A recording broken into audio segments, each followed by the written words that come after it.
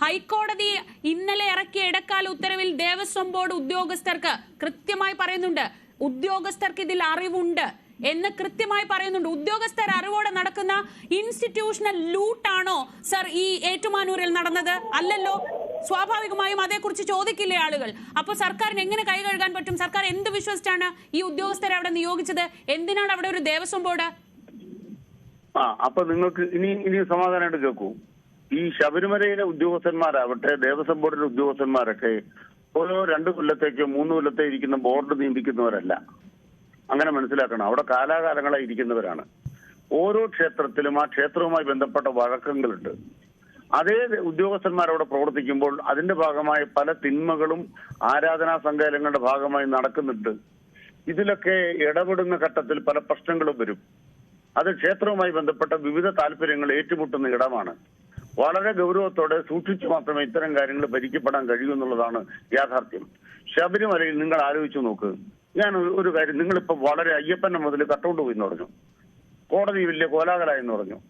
ഇതേ കോടതി തന്നെയാണ് അരമണിക്കകത്ത് ഏതാണ്ട് വിഷാംശം ഉണ്ടെന്ന് പറഞ്ഞൊരു സ്റ്റേ കൊടുത്തിട്ട് 7 കോടി രൂപ ദേവസ്വത്തിന്റെ പോയത്. ആ മുതൽ ആര് കട്ടതാ? 7 കോടി രൂപ അല്ല. ആദ്യം നിങ്ങൾ അതാണ് ചോദിക്കുന്നത്. നിങ്ങളൊരു ഞാൻ ചോദിക്കുന്നതാണ് അങ്ങേക്ക് ചെറിയ പ്രശ്നം എന്ന് തോന്നുന്നു. അല്ലല്ല, എനിക്കെന്താ പ്രശ്നം? ഞാൻ ഉടനെ കോടതി വിശ്വാസമില്ലെന്നാണ് പറഞ്ഞത്. ഇതേ കോടതി വിശ്വാസമില്ലെന്നാണ് പറഞ്ഞത്. അല്ല, നിങ്ങൾ കേൾക്കൂ, ദയവായി കേൾക്കൂ. ഞാനൊരു ആശയം പറയുമ്പോ നിങ്ങൾ അതിന്റെ അകത്ത് നിങ്ങൾ മനസ്സിലാക്കുന്നത് തലതിരിഞ്ഞ ബോധത്തിലാ. ഞാൻ ജനങ്ങളെ കേൾപ്പിക്കാനാ പറയണത്. ഞാൻ പറഞ്ഞ പോയിന്റ് എന്താണ്? ദേവസ്വം ബോർഡ് എന്ന് പറയുന്നത് അതിലെ ഒരു ബോർഡ് മാത്രമല്ല ഭരിക്കപ്പെടുന്നത്, ഒരു സിസ്റ്റത്തിന്റെ ഭാഗമാണ്. ആ സിസ്റ്റത്തിനകത്ത് കോടതി ഉണ്ട്, ദേവസ്വം ബെഞ്ച് ഉണ്ട്. ഇപ്പൊ തന്നെ നമ്മുടെ മുമ്പിൽ ഞാൻ രാഷ്ട്രീയം പറയുകയാണ്. അരമണയുടെ കാര്യത്തിൽ 7 കോടി രൂപ നഷ്ടമുണ്ടായി. അത് കുഴിച്ചു കൊടുക്കുമ്പോൾ അതിനേക്കാൾ കുറെ കൂടെ നഷ്ടം വന്നു. നമ്മുടെ കൺമുമ്പിലെ യാഥാർത്ഥ്യമാണ്. ഒരാൾ കൊടുത്തൊരു കേസിനകത്ത് ഒരു സ്റ്റേ ഉത്തരവിലാണ് ഇത് സംഭവിച്ചത്. ഇത്തരം നഷ്ടത്തിന്റെ കണക്ക് പറയുമ്പോൾ ആരാണ് ഉത്തരവാദി? ഇതാണൊരു സംവിധാനം. ഈ സംവിധാനകത്ത് ഉദ്യോഗസ്ഥന്മാരുണ്ട്, ന്യായാധിപന്മാരുണ്ട്. ഇതെല്ലാം കൂടെ കൂടിച്ചേർന്നാണ് ഭരിക്കപ്പെടുന്നത്. അത് രാഷ്ട്രീയമായി മാത്രം തീരുമാനിക്കപ്പെടുന്നതാണെന്ന് നിങ്ങൾ ഇപ്പൊ കെട്ടിവെക്കാൻ കാരണം എന്താണ്? നിങ്ങൾക്ക് ഭയം എന്താണ്? ശബരിമല നന്നായിട്ട് കാര്യങ്ങൾ നടന്നപ്പോൾ അതിന്റെ ഗുണവും കാരണവും LDFന് കിട്ടുമോ? ആ വിഷമം പലർക്കും ഉണ്ട്. ആ വിഷമമുള്ളവര് വിഷമിച്ചിരിക്കല്ലാണ്ട് വേറെ പരിഹാരമില്ല. സ്വർണം മോഷണം പോയതിൽ ശ്രീ അനിൽകുമാർ, ഇപ്പോൾ ശബരിമലയിലെ സ്വർണം മോഷണം പോയതിനെ കുറിച്ചുള്ള അന്വേഷണമാണല്ലോ നടക്കുന്നത്. അപ്പോൾ നിലവിലെ തിരുവിതാംകൂർ ദേവസ്വം ബോർഡ് അതേ രീതിയിൽ അതേ ഭരണസമിതി തുടർന്നുകൊണ്ട് ഒരു അന്വേഷണം നടക്കുമ്പോൾ അതിൽ വിശ്വാസ്യത ഉണ്ടാവുകയില്ല ശ്രീ അനിൽകുമാർ, സ്വാഭാവികമാണല്ലോ. അവിടെയാണ് നിങ്ങൾക്ക് അറിയില്ലാത്തൊരു കാര്യം നടക്കുന്നത്. ഈ ദേവസ്വം ബോർഡ് എന്ന് പറയുന്നത് തിരുവനന്തപുരത്താണ്, ശബരിമല എന്ന് പറയുന്നത് എവിടെയാണ്? അതിന്റെ ഭണ്ഡാരങ്ങൾ അവിടെ ഇരിക്കുന്നത്. തിരുവാഭരണ കമ്മീഷൻ എവിടെയാണ് പ്രവർത്തിക്കുന്നത്? തിരുവാഭരണ കമ്മീഷൻ ദേവസ്വം ബോർഡിന്റെ തിരുവനന്തപുരത്തെ ആഫീസിലല്ല.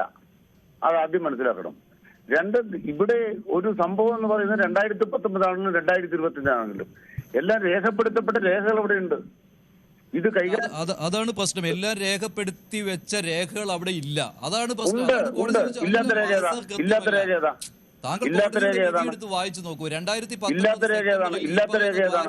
ഇല്ലാത്ത രേഖ ഏതാണ്? ആവരണം 2ാമത് കൊണ്ടുചെന്ന് അവിടെ സ്ഥാപിച്ച സമയത്ത് മഹസറിൽ രേഖപ്പെടുത്തിയിട്ടില്ല അതിന്റെ വെയിറ്റ് എത്രയാണ് എന്നുള്ള കാര്യം.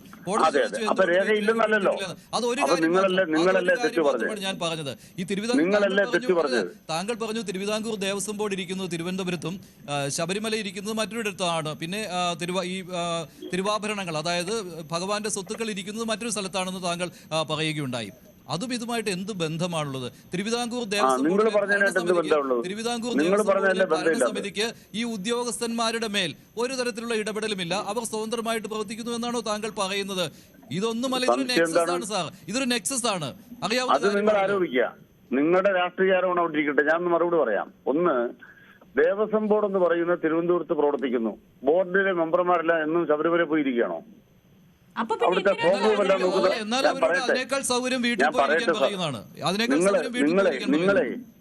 നിങ്ങള് ചർച്ചയ്ക്ക് വിളിക്കുകയാണെങ്കിൽ പറയുന്നത് കേൾക്കാനുള്ള സൗമനസ്യം കാണിക്കണം, അല്ല പിന്നെ വിളിക്കരുത്. ഞാൻ ചോദിക്കുന്ന ചോദ്യം എന്താണ്? ശബരിമലയിലെ സ്ട്രോങ് റൂമിന്റെ കസ്റ്റോഡിയൻ ദേവസ്വം ബോർഡ് മെമ്പറാണോ അതോ തിരുവാഭരണ കമ്മീഷനാണോ? 2 ദേവസ്വം ബോർഡ് തീരുമാനം എടുക്കുന്നത് തിരുവനന്തപുരത്താണ്. അത് കേരളത്തിലെ 1500 അമ്പലങ്ങളുണ്ട്. ഓരോ ക്ഷേത്രത്തിലും അത് നിർവഹിക്കുന്ന ഉദ്യോഗസ്ഥർ വഴിക്കാണ്. ആ ഉദ്യോഗസ്ഥർ വഹിക്കുന്നത് നിയമപ്രകാരം ചെയ്യണമെന്നാണ് വ്യവസ്ഥ. ഇവിടെ ചട്ടലംഘനം ഉണ്ടായത് കൊണ്ടല്ലേ കോടതി ഇടപെട്ടത്. ആ ചട്ടലംഘനത്തിന്റെ ഭാഗമായ പരിശോധനയ്ക്ക് ഉദ്യോഗസ്ഥരെ ചുമതലപ്പെടുത്തിയിരിക്കല്ലേ. ചുമതലപ്പെടുത്തിയവർ കുറ്റക്കാരാണെന്ന് കാണുന്നതിന് മുമ്പ് നിങ്ങൾക്ക് രാഷ്ട്രീയ കളിയുടെ ഭാഗമായിട്ട് നിങ്ങൾ കുറ്റക്കാരെ പ്രഖ്യാപിക്കുകയാണ്. നിങ്ങൾ എന്ത് അടിസ്ഥാനത്തിലാണ് പ്രഖ്യാപിക്കുന്നത്? ഏതെങ്കിലും രേഖയുടെ അറ്റം മുറി കണ്ടിട്ട് നിങ്ങളാണ് കുറ്റക്കാരെ പ്രഖ്യാപിക്കുന്നത്? അതുകൊണ്ട് കുറ്റക്കാരാരാണെന്ന് അന്വേഷണ ഉദ്യോഗസ്ഥർ പറയട്ടെ. ഒരാളെയും വെറുതെ വിടില്ല എന്നുള്ളതാണ് സർക്കാർ നിലപാട്. മുഖ്യമന്ത്രി അടക്കം വ്യക്തമാക്കാൻ ആഗ്രഹിക്കുന്നത് ഒരാളെയും വെറുതെ വിടില്ല. ആ നിലപാട് ഞങ്ങൾ ഉയർത്തിപ്പിടിക്കും. ഞങ്ങൾ വെറുതെ വിട്ടിട്ടില്ലല്ലോ. ഈ 9.5 കൊല്ലത്തിനിടയ്ക്ക് തെറ്റ് കാണിച്ച് ആരെയെങ്കിലും ഈ സർക്കാർ രക്ഷിച്ചിട്ടുണ്ടോ? നിങ്ങൾ പരിശോധിക്കുക. അതുകൊണ്ട് ഒരു വിട്ടുവീഴ്ചയില്ല. ശബരിമലയുടെ കാര്യത്തിലെന്നല്ല, സർക്കാരുമായി ബന്ധപ്പെട്ട് പൊതുമണ്ഡലത്തിൽ ഒരു വിട്ടുവീഴ്ചയും ഗവൺമെന്റ് പുലർത്തില്ല. ഇവിടെ ഫലപ്രദമായിട്ടുള്ള അന്വേഷണം സർക്കാരിന്റെ നേതൃത്വത്തിൽ ഹൈക്കോടതി നിർദ്ദേശം അനുസരിച്ചുണ്ടാവും. ഇതൊരു സംവിധാനമായിട്ട് പ്രവർത്തിക്കുമ്പോൾ ആ സംവിധാനത്തിന്റെ നിലവിലുള്ള സാധ്യതകളും പരിമിതികളും കൂടിച്ചേർന്നാണ്. അതിൽ രാഷ്ട്രീയം കലർത്താൻ ആരും ശ്രമിച്ചാലും നടക്കുന്ന കാര്യമല്ല. എന്താണ് പറയാനുള്ളത്? ശരി, ശ്രീ അനിൽകുമാർ, വളരെ നന്ദി. പക്ഷേ അങ്ങയുടെ പല വാദങ്ങളും വളരെ ദുർബലമാണെന്ന് പറയാതിരിക്കാൻ വയ്യ. നിങ്ങളാണോ ശക്തിപ്പെടുത്തുക? നിങ്ങളാണോ ശക്തമായ വാദം പറയണത്? അല്ല, നിങ്ങളുടെ രാഷ്ട്രീയം പറയുന്നത് എനിക്ക് തുള്ളാൻ പറ്റില്ല. നിങ്ങളുടെ രാഷ്ട്രീയം പറയുന്നത് എനിക്ക് തുള്ളാൻ പറ്റുമോ? നിങ്ങളുടെ രാഷ്ട്രീയ കളിക്കൊക്കെ എനിക്ക് തുള്ളാൻ പറ്റുമോ? നോക്കാൻ കഴിയില്ലെങ്കിൽ നിങ്ങൾ എന്ത് വിഡ്ഢിത്തരാ പറയണത്? നിങ്ങൾ എന്ത് വിഡ്ഢിത്തരാ പറയണത്? ശബരിമലയിലല്ല ഓരോന്നും പരിശോധിക്കുമ്പോൾ പറ്റില്ലെങ്കിൽ പിന്നെ അങ്ങനെ ഒരു സംവിധാനത്തിന് എന്ത് പ്രസക്തി? നിങ്ങൾ വിഡ്ഢിത്തരം പറയുമ്പോൾ ഇങ്ങനെ ചെയ്യരുത്. അല്ല, എന്നാൽ അനിൽകുമാർ തിരുവിതാംകൂർ ദേവസ്വം ബോർഡിന്റെ ഓഫീസ് ശബരിമലയിൽ വെച്ചാൽ മതിയല്ലോ. നിങ്ങൾ വിഡ്ഢിത്തരം പറയുന്നതിന് ഡോക്ടറേറ്റ് എടുത്ത് രണ്ടാളുടെ അങ്ങോട്ടും ഇങ്ങോട്ടും പറയാതെ ഞാൻ ചോദിക്കുന്ന ചോദ്യം എന്താണ്? ഒരു സ്ട്രോങ് റൂം, ഒരു ബാങ്ക് മാനേജറുടെ strong room bank manager manage ചെയ്യുന്നു. SBIക്ക് 1000 ബ്രാഞ്ച് ഉണ്ട്. ഉടനെ SBIയുടെ ചെയർമാനാണ് ഉത്തരവാദി. ഒരു ബാങ്കിൽ ക്രമക്കേട് നടന്ന സ്വാഭാവികമായും ചെയർമാനാണോ രാജിവെക്കേണ്ടത്? നിങ്ങൾ എവിടുത്തെ മാധ്യമ പ്രവർത്തകരാണ്? പൈസ നഷ്ടപ്പെട്ടിട്ടുണ്ടെങ്കിൽ എവിടുത്തെ മാധ്യമ പ്രവർത്തകരാണ് നിങ്ങൾ? ഞങ്ങൾ ഈ നാട്ടിലെ മാധ്യമപ്രവർത്തകരാണ്. അതിന് അനിലിന്റെ സർട്ടിഫിക്കറ്റ് വേണ്ട. ഞങ്ങൾ ഈ നാട്ടിലെ മാധ്യമപ്രവർത്തകരാണ്. ഹൈക്കോടതി ചോദിച്ച ഒരു ചോദ്യത്തിന് പോലും താങ്കൾക്ക് ഉത്തരമില്ല. ഹൈക്കോടതി ചോദിച്ച ഒരു ചോദ്യത്തിന് പോലും താങ്കൾക്ക് ഉത്തരമില്ല. ഞാൻ ഒരു കാര്യം കൂടി പറയട്ടെ. താങ്കൾക്ക് കേൾക്കാൻ പേഷ്യൻസ് ഉണ്ടെങ്കിൽ താങ്കൾ അത് കേൾക്കുമെങ്കിൽ ഞാൻ ഒരു കാര്യം കൂടി പറയട്ടെ. ഈ പറയുന്ന ഉണ്ണികൃഷ്ണൻ പോറ്റി, ഈ PS പ്രശാന്ത് തിരുവിതാംകൂർ ദേവസ്വം ബോർഡിന്റെ പ്രസിഡന്റ് ആയിരുന്ന സമയത്ത് മറ്റൊരു കാര്യം കൂടി ആവശ്യപ്പെട്ടുവല്ലോ. അവിടെ സ്ട്രോങ് റൂമിലിരിക്കുന്ന ദ്വാരപാലക ശില്പം എനിക്ക് തരുമോ, എനിക്ക് അതിൽ നിന്ന് സ്വർണം വേർതിരിച്ചെടുക്കാൻ ഉണ്ട് എന്ന് ഹൈക്കോടതി അന്തിച്ചു പോയി. ഹൈക്കോടതി ചോദിക്കുന്ന അപ്പോൾ എന്താണ്, ഇനി രണ്ടാമതൊന്നുകൂടി അവിടെ ഉണ്ടോ എന്നാണ്. ആർക്കും ഇതുവരെ മറുപടി പറയാൻ കഴിഞ്ഞിട്ടില്ലല്ലോ. എന്തുകൊണ്ട് ഒളിക്കുന്നു ഇതൊക്കെ? ദേവസ്വം വിജിലൻസിന് പോലും അത് കണ്ടെത്താൻ കഴിഞ്ഞിട്ടില്ല. ഇന്നലെയും ഹൈക്കോടതിയുടെ ഉത്തരവെടുത്ത് വായിച്ചു നോക്കൂ. അതിൽ പറയുന്നുണ്ട് ഉണ്ണികൃഷ്ണൻ പോറ്റി ഈ PS പ്രശാന്തിന്റെ കാലത്ത് അയച്ച മെയിലിനെ കുറിച്ച്. അവിടെ ഇരിക്കുന്ന ദ്വാരപാലക ശില്പത്തിന്റെ ആവരണം എനിക്ക് തരൂ, അതിൽ നിന്ന് സ്വർണം വേർതിരിച്ചെടുക്കാനാണെന്ന്. എന്താണ് സാർ ഇതൊക്കെ? ഞങ്ങൾ ഈ നാട്ടിൽ ജീവിക്കുന്നവരാണ്. അപ്പൊ ഉത്തരം പറയാം. ഇനി ഉത്തരം പറയുന്നത് കേട്ടോളൂ. ന്യൂസ് 8ന്റെ ഒരു ശാഖയിൽ ക്രമക്കേട് നടന്നാൽ നിങ്ങളുടെ ചെയർമാൻ രാജിവെക്കണോ? ഞാൻ അതല്ല ചോദിച്ചത്. താങ്കൾ എന്താണ് ഈ പറയുന്നത് ശ്രീ അനിൽകുമാർ? താങ്കൾ ചോദിക്കുന്ന ചോദ്യങ്ങൾക്കല്ലോ മറുപടി പറയുന്നത്. താങ്കൾ പറഞ്ഞു ഈ നാട്ടിൽ ജീവിക്കുന്ന മാധ്യമപ്രവർത്തകരല്ല എന്ന്. ഈ നാട്ടിൽ ജീവിക്കുന്നവരാണ്.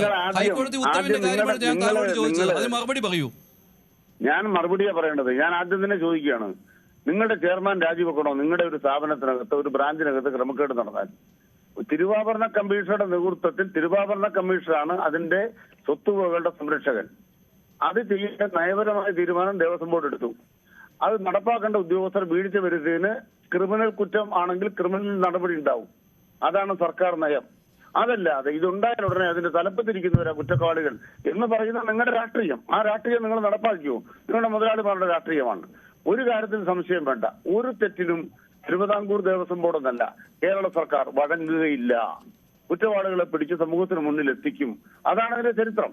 അങ്ങനെ എത്തിക്കുമ്പോൾ നിങ്ങൾ അത്ര കൂടരുത്. കാരണം എന്താണ്? ആദ്യം അയ്യപ്പ സംഘത്തിന്റെ പോറ്റി വിശുദ്ധനായിരുന്നല്ലോ. കാരണം അന്ന് സർക്കാരിനെ അടിക്കാൻ ഈ പോറ്റിയെ കൊള്ളായിരുന്നു. ഇപ്പൊ തിരിച്ച് സർക്കാരിനെ അടിക്കാൻ ഈ പോറ്റിയെ ഉപയോഗിക്കുന്നുണ്ട്. ഒരു പോറ്റി ഞങ്ങളുടെ വക്താക്കളല്ല. അയാൾ തെറ്റ് കാണിച്ചാൽ അയാളുടെ പേരിൽ നടപടി എന്നുള്ളതാണ് നയം. നിങ്ങൾ കാത്തിരുന്ന് കാണുക. അതാണ് ഞങ്ങളുടെ തീരുമാനം.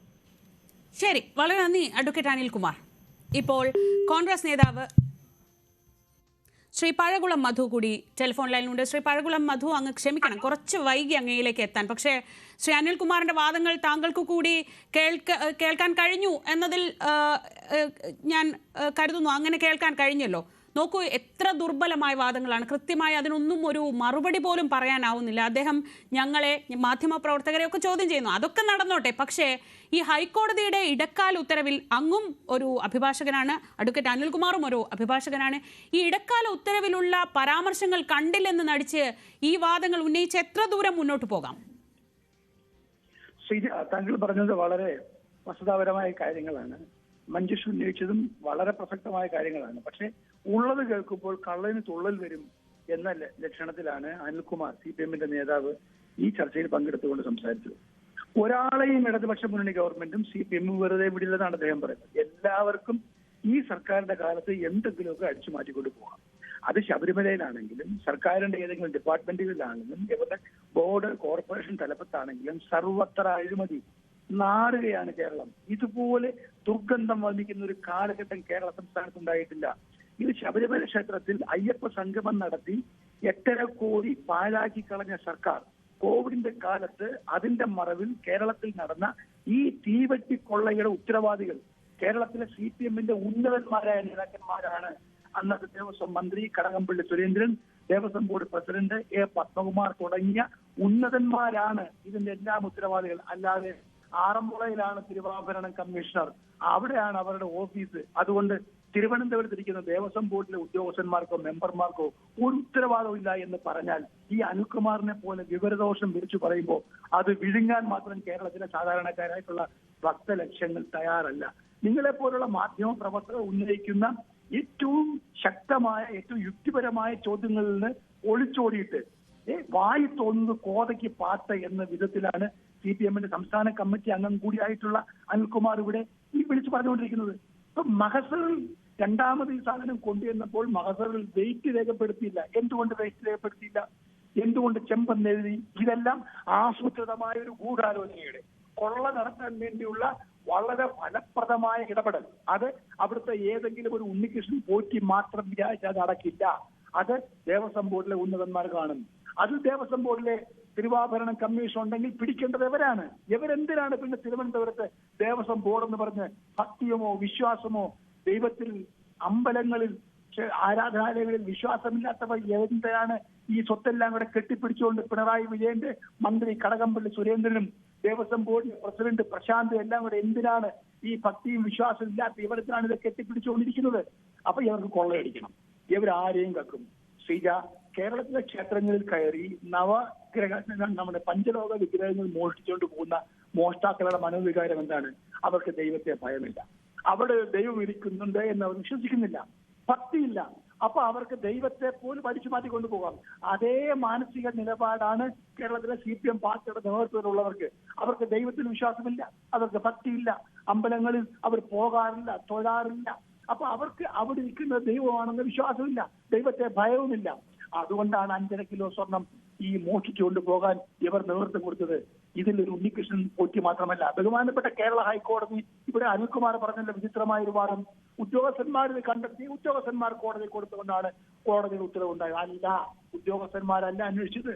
അവിടുത്തെ സ്പെഷ്യൽ കമ്മീഷണർ അദ്ദേഹം അറിഞ്ഞില്ല എന്ന് കോടതിയിൽ പറഞ്ഞപ്പോഴാണ് കോടതി ഇതിൽ ഇടപെട്ടത്. കോടതി രേഖകൾ പരിശോധിച്ചപ്പോഴാണ് തീവട്ടിക്കൊള്ള നടന്നതായി കണ്ടെത്തിയിട്ടുള്ളത്. ഇതിന്റെ കമ്മീഷൻ ആർക്കെല്ലാം ലഭിച്ചു?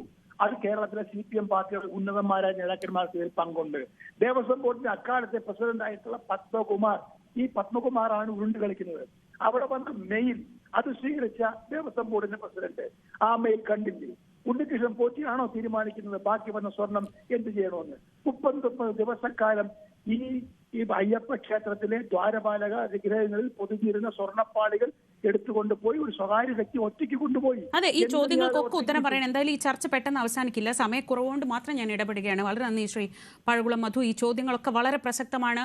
ഈ ചോദ്യങ്ങൾക്കായിരിക്കും സർക്കാർ ഉൾപ്പെടെ മറുപടി പറയേണ്ടി വരിക. അങ്ങനെ ദേവസ്വം ബോർഡിന്റെ ആസ്ഥാനം തിരുവനന്തപുരത്താണ്. ശബരിമലയിലെ കാര്യങ്ങൾ എങ്ങനെ തിരുവനന്തപുരത്ത് ഇരുന്ന് അറിയുമെന്നൊക്കെയുള്ള വളരെ വളരെ വളരെ ദുർബലമായ, ഒരു പക്ഷേ അല്പം നാണക്കേടുള്ള വാദങ്ങൾ ഉന്നയിക്കുന്നത് ഈ പ്രശ്നങ്ങളിൽ കൂടുതൽ പരിക്കുണ്ടാക്കാനേ സാധിക്കൂ എന്ന് മാത്രം പറയേണ്ടി വരികയാണ്.